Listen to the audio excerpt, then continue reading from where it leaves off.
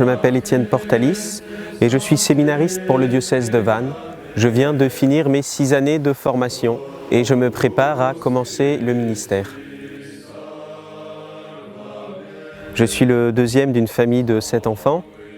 Ma vocation, je l'ai reçue, je pense, ça me paraît évident, au sein de ma famille, grâce à ma famille. Avec la prière en famille le soir, par exemple. Quand on est le deuxième, on a un premier à regarder.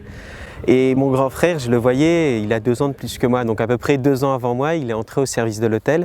Et c'est un souvenir que j'ai donc assez petit dans cette église de Cherbourg, de regarder pendant les célébrations mon grand frère tout simplement et de me dire qu'est-ce que j'aimerais bien être avec lui.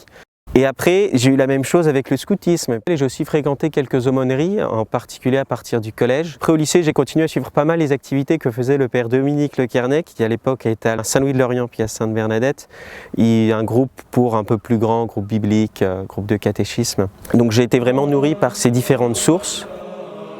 Quand j'étais petit, je disais à ma mère, je me souviens plus de l'âge, mais que je voulais être prêtre plus tard. Puis j'ai quand même un attrait pour le monde militaire, donc j'avais dit aumônier militaire, c'était une manière de couper la poire en deux, je pense. Puis après, il y a eu une période où j'ai arrêté, ça m'énervait quand on parle de la vocation, ça doit être je sais pas, l'adolescence, la 3e, la 2e. Et petit à petit, c'est revenu, en particulier, je pense, en terminale. Je me souviens très bien que pendant la messe qui était célébrée là-bas, au moment du heureux les invités au repas du Seigneur, en voyant le Père Dominique présenter l'hostie, j'avais pensé c'est quand même la chose qui me paraît la plus belle au monde, donner Jésus hostie aux gens, c'est ce que je veux faire plus tard. Ce qui ne m'a pas du tout empêché, comme j'étais en terminale, de continuer mes projets et d'entrer au Prytanée national militaire à la Flèche, comme je voulais préparer le concours de Saint-Cyr. Voilà, ne voulant plus être prêtre, j'avais gardé cette première option d'enfance d'être militaire quand même. Je me suis retrouvé en prépa loin de ma famille et je me suis rendu compte que je pouvais choisir de ne plus être pratiquant si je voulais. Ce qui m'a semblé, après une demi-seconde de pensée, quelque chose d'inconcevable. Ça me semblait un peu une question de vie ou de mort, la messe du dimanche. Ne pas y aller, c'était mourir. Vraiment rompre avec quelque chose d'indispensable. Puis j'ai continué, je me suis mis à aller à la messe du mardi aussi, à essayer de suivre les complis. Première année de prépa, pendant l'été, nous avions eu les JMJ. J'avais été à Madrid au JMJ avec les routiers guidés Scouts d'Europe. Où là, effectivement, ça avait été aussi quelque chose d'assez fort pour s'enraciner dans une manière plus personnelle dans la foi.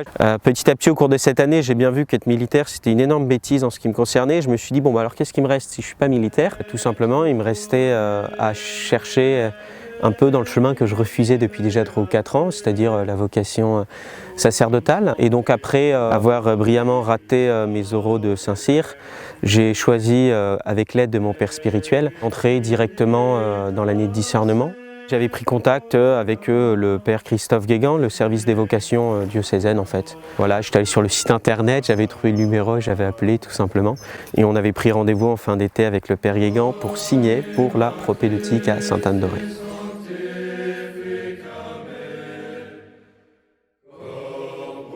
La communauté de vie, on va dire, celle dans laquelle j'ai grandi pendant 6 ans, se compose de 85-87 séminaristes et 11 prêtres qui vivaient avec nous. Il y avait facilement chaque année une trentaine de nationalités différentes, avec une vie donc, qui va être rythmée par la prière, les études et enfin une vie communautaire assez forte. Puisque comme nos camarades qui venaient pour 3 ans par exemple, mais qui venaient d'Afrique, d'Asie ou d'Amérique latine, ne retournaient jamais chez eux. Et pendant 3 ans. Et donc les formateurs insistaient pour qu'on ait un aspect familial très fort.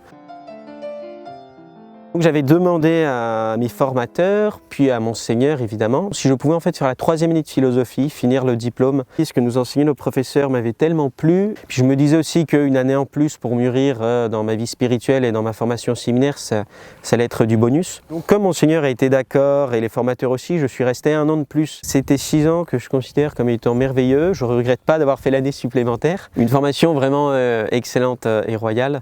J'ai beaucoup de gratitude envers nos professeurs.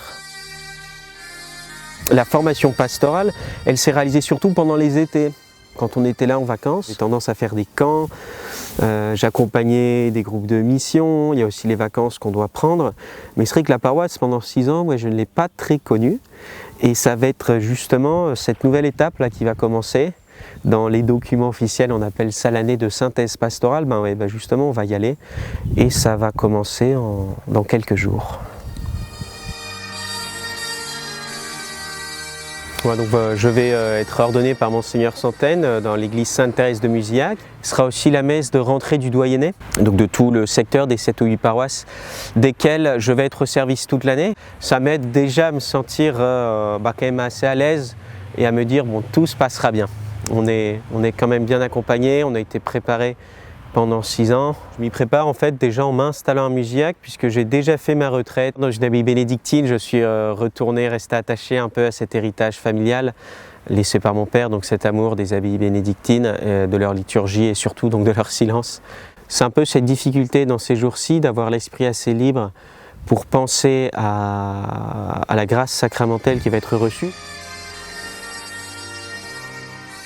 La phrase qui était le plus souvent citée, je pense, c'est Jésus qui en parle en l'appliquant au Fils de l'homme, quand il dit « le Fils de l'homme n'est pas venu pour être servi, mais pour servir et donner son sang en rançon pour la multitude ». Et les 3/4 du temps, les gens pris dans le feu de l'action, et vous avez vu d'ailleurs, comme je me suis arrêté pour me concentrer, disent exactement l'inverse. Je ne suis pas venu pour servir, mais pour être servi.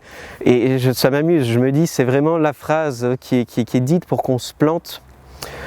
Et qu'on se rappelle justement, peut-être grâce à l'erreur, éventuellement au rire qu'on déclenche, eh bien oui, qu'il ne faut pas qu'on se trompe dans l'ordre. Et c'est pas parce qu'on a fini notre formation et qu'on arrive comme clerc sur une paroisse, comme pasteur, qu'on doit être servi. Non, on est bien ministre, donc on est bien là pour servir et pas être servi. Et ça, c'est avec cette phrase que je vais essayer de cheminer toute cette année. Et nous, ce qu'on nous dit, ce qu'on nous répète, c'est ça. Le diacre, pour comprendre ce que fait le diacre, vous regardez le lavement des pieds. Voilà, le diacre, il est là pour rendre présent d'une manière particulière dans le peuple de Dieu le Christ serviteur, d'où l'importance de ne pas se planter dans cette phrase.